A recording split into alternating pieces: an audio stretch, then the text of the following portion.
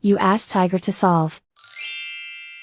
This deals with linear equations with one unknown. The final result is x equals 15 over 2. Let's solve it step by step. Simplify the expression. Find the greatest common factor of the numerator and denominator. Factor out and cancel the greatest common factor. Swap sides. Isolate the x. Multiply both sides by 30. Group like terms.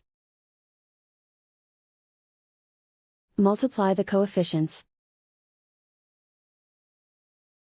Simplify the fraction. Multiply the fractions.